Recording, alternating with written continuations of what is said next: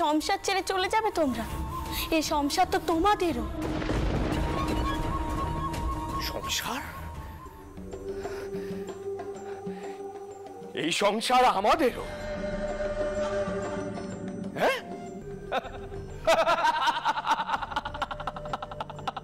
হাসালেন বউটান। এই সংসার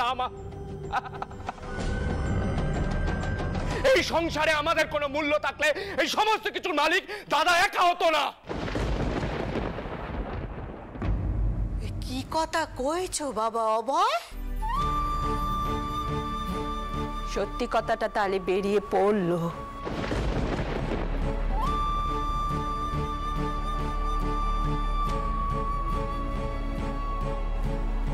হ্যাঁ, আমি জানতুম সম্পত্তির লোভে তোমরা এটা করছো।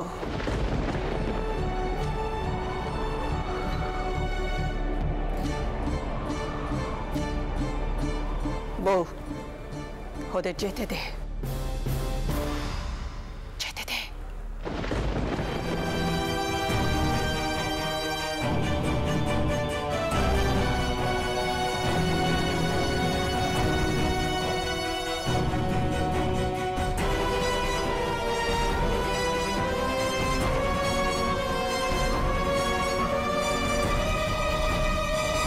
চন্দর, কোথায় যাচ্ছিস বাবা? মা, অভয়কে নূরের বেড়ির ব্যবসাটা দিয়ে দিচ্ছি। কি? অভয়কে ব্যবসা দিয়ে দিচ্ছিস? কেন? ওই মানে আসলে ওরা বারবার বলে হাজার হোক ছোট ভাই, ছোট খুড়োমশাইয়ের ছেলে, আর ওরা তো ওই কারণেই ঘর ছেড়ে চলে যাচ্ছে। সম্পত্তি আদায়ের জন্য মিথ্যে নাটক করছে। তাই তো তোমার বৌমা বলল। চন্দর, তোর সম্পত্তি, তোর সবকিছু, তোর ব্যবসা, কি করবি তুই আর বৌমাই বুঝবি। মা, তবে চন্দর, আমার মনে হয় তুই যেটা করলি এতে এতে খেতে হবে। তুই ভুল করছিস বাবা। মা, রানী তো জোর দিচ্ছে, ওই তো বললো, তা না হলে সমস্যা হবে।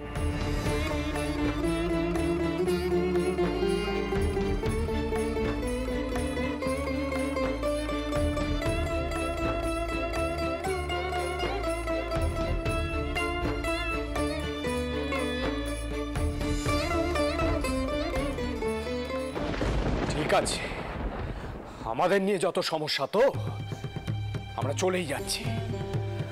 বাবা মশাই, মাধব, কোথায় সব? বাবা মশাই, মাধব,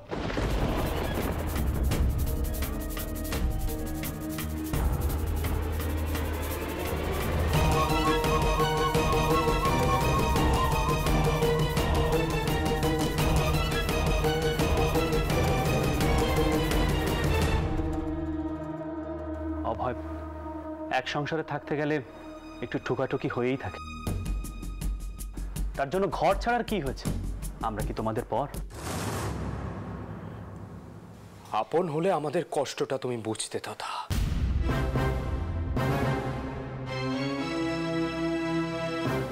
কোনোদিনও বলিনি, কিন্তু এটা সত্যি যে এবারই কোনো কিছুই আমার নিজের নয়।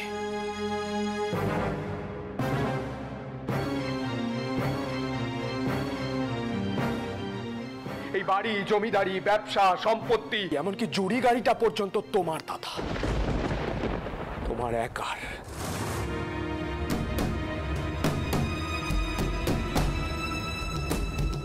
তাহলে তোমারও কিছু হোক। এই নাও, ধরো, নুনের ভেড়ির ব্যবসাটা তোমাকে দেওয়া হয়েছে।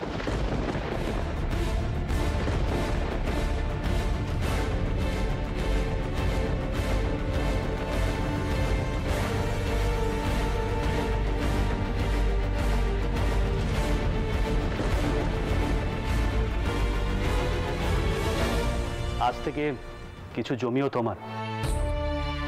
কি হলো? ধরো আর ঘরে চলো। ছোট খুড়িমা,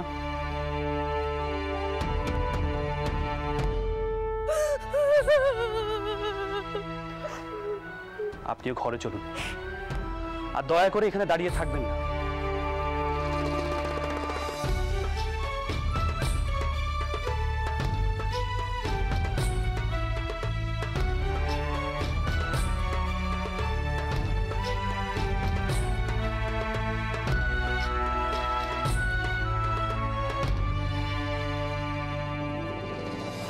ছোট খুড়িমা, এভাবে আর কাঁদবেন নি। আমায় শাস্তি দিতে চান তো? আমি নাক্ষর দেব?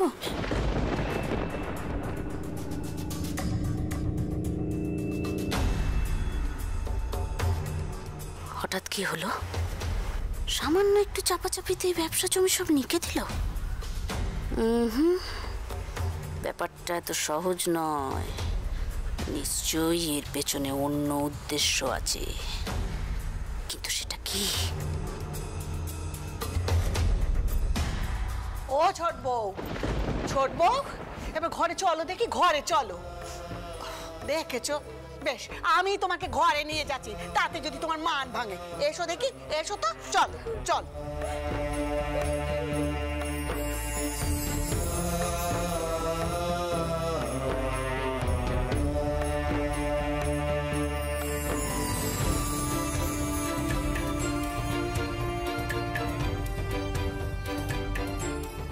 চিন্তা করবেন না বাবা মশাই, আমি তেনার পাশে সব বোধা থাকবো। আপনার আর মার বংশের কোনো ক্ষতি, কোনো অপমান হতে দেব না। চলো দেখি, চলো।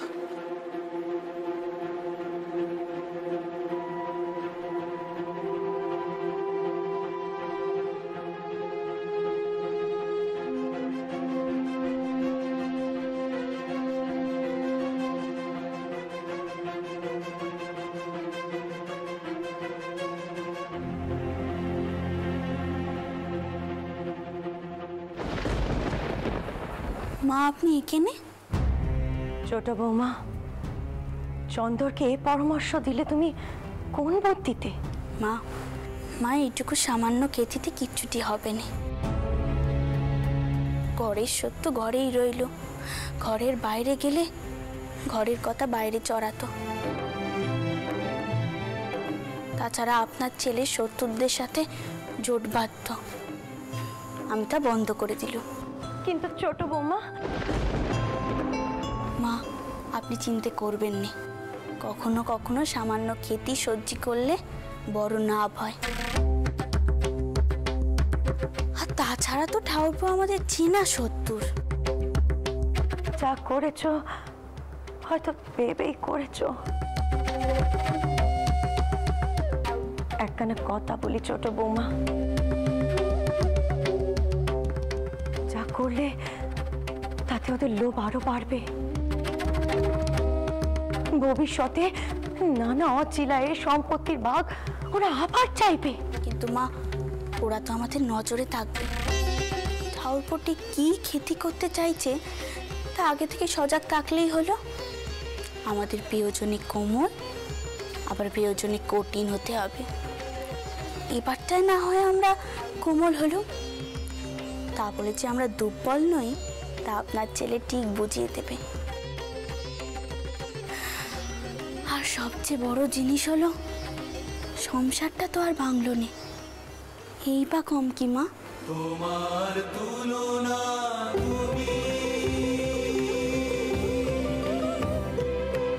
তোমার তুলনা তুমি, করুণাময়ী রানী রাসমণি। প্রীতরাম মারের যুগ শেষ হয়ে গেল।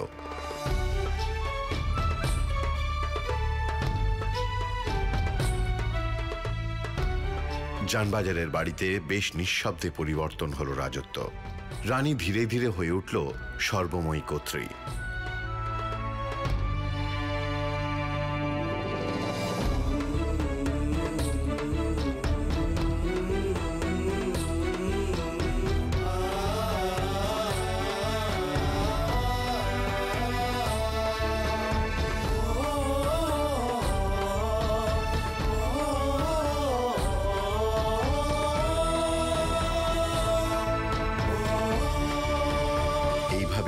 একটা গোটা বছর ঘুরে গেল।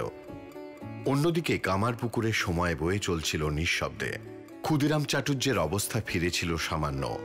ঘরে রামকুমারের স্ত্রী সেই সৌভাগ্যের সূচনা করেছিল।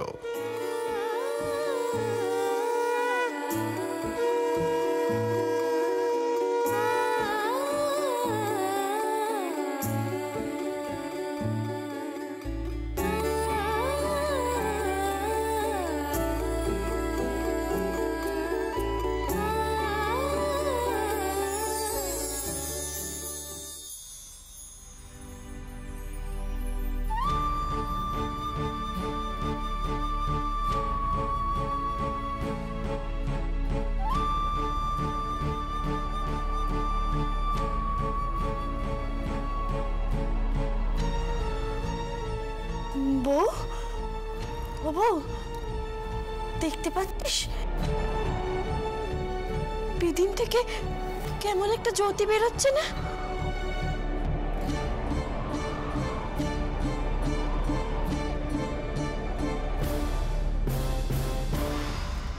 কই মা, আমি তো কিছু দেখতে পাচ্ছি না। দেখতে পাচ্ছিস না? আশ্চর্য। তো সৌর ঠাকুর থাকলে এর অর্থ কইতে পারতেন। কি জানি বাবু। হ্যাঁ রে, কইছিলাম যে রাম কখন ফিরবে যজমানি সেরে, সে অনুযায়ী ভাত চড়াবো তো। আমি তো জানি না মা, উনি তো আমায় কিছু বলে যাননি। তবে হ্যাঁ, ঠাউরপো হয়তো জানেন। ও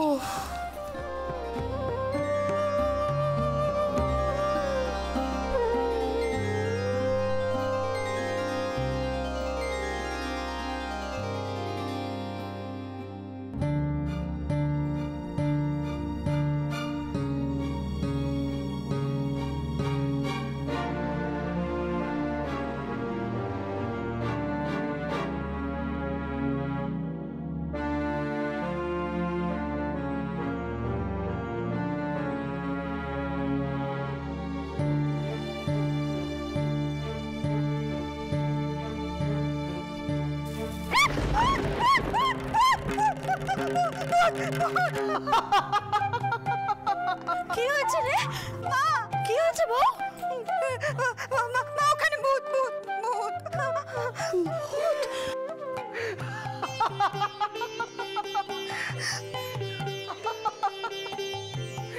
রামেশ্বর, বৌদির সঙ্গে ঠাট্টা হচ্ছে বুঝি? ঠাউরপো, তুমি তুমি এত ভয় পাও বউঠান? হ্যাঁ, আচ্ছা ভূত আছে নাকি? কি ভূত নেই? মা, ঠাউরপো কি বলছেন শুনেছেন? ভূত নাকি নেই? কে বলেছে ভূত নেই? ওই তেনারা না চারিদিকে আছেন। তাই? হ্যাঁ, ওই আমাদের 4 ঘর পরে ওই সদু ঠাকুরজিকে তুমি জানো, ওই ভূতে পেয়েছিল। মা,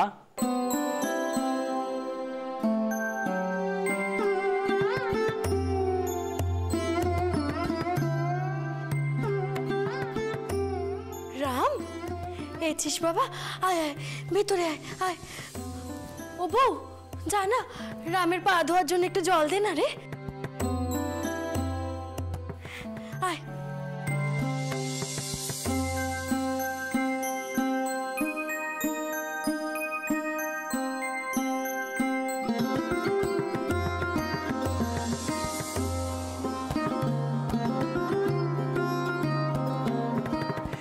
জানেন দাদা, বউঠান ভূতের সাংঘাতিক ভয় পান।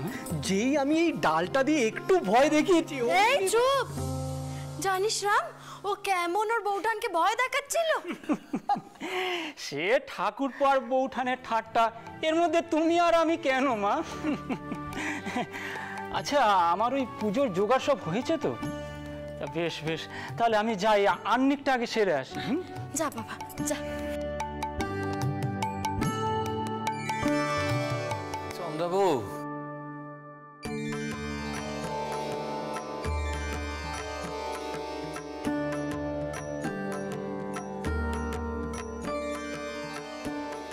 আপনি কিছু খাবেন নাকি?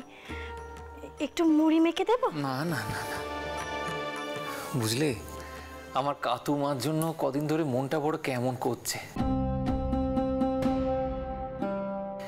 কতদিন যে দেখিনি মেয়েটারে, বুঝলি বাবা। ভাবছিলাম যে কাল একবার ঘুরেই আসি গিয়ে। বাবা, আপনি কেন এই গরমে এত দূর যাবেন? না হয় আমি আর রামেশ্বর যাব। হ্যাঁ, সেই ভালো। গেলবার গরমে মাথা ঘুরে পড়ে গেছিলেন, মনে আছে তো? হ্যাঁ, মনে তো সবই আছে চন্দ্রবাবু।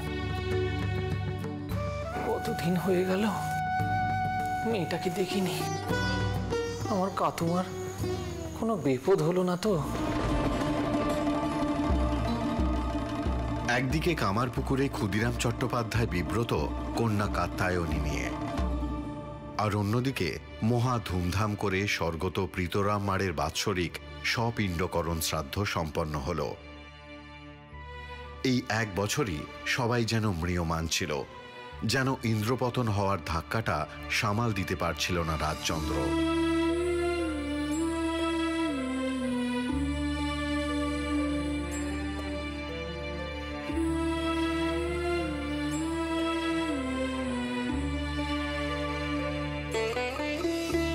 ঠাকুরমশাই, আর কিছু লাগবে আপনাদের? একটা লুচি দিতে বলি। এইদিকে একটু লুচি দাও।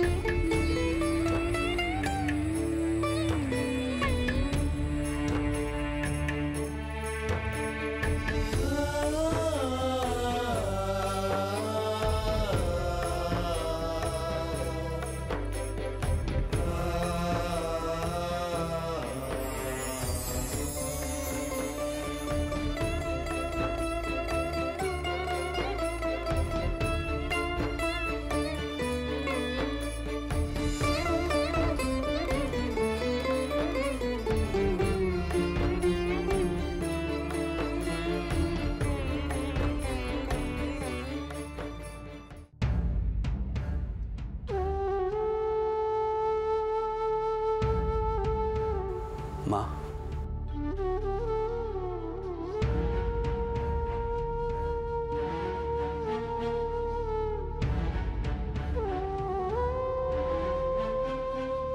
মা, তুমি বাবা মশাইয়ের স্মৃতিতে আর কি কি করতে চাও? তোমার মনে কোনো খেদ নেই তো? আমাকে বলো, তুমি যা যা বলবে আমি সব করব। না বাবা, আমার মনে কোনো খেদ নেই। তোর বাবা মশাইয়ের জন্য তুই এমন অনেক কিছু করেছিস বাবা, যা তুই তোর মন থেকে মানিস নে। তবু তোর বাবা মশাইয়ের আত্মার শান্তির জন্য তুই এই কাজ করলি। আমি এতে খুব খুশি হয়েছি চন্দন। আমি সত্যি বড় খুশি হয়েছি।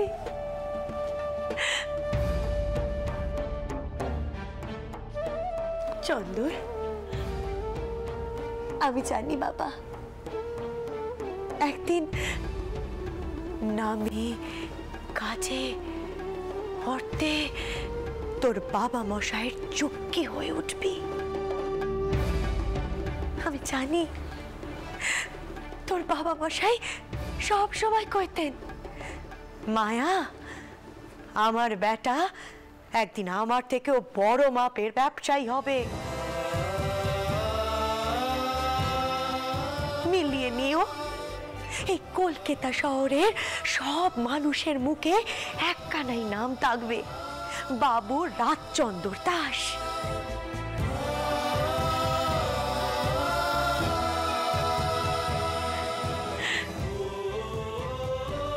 চন্দর বাবা, তোর বাবা মশাই ভুল দেখেননি বাবা। আমি জানি তোর তোর বাবা মশাই একদম একদম ঠিক কথা কয়েছে। তুই তুই পারবি বাবা, তুই ঠিক পারবি। হ্যাঁ বাবা, তুই পারবি। এই একটা বছর সবকিছু বুঝতে, শোক সামলাতে কেটে গেল বাবা।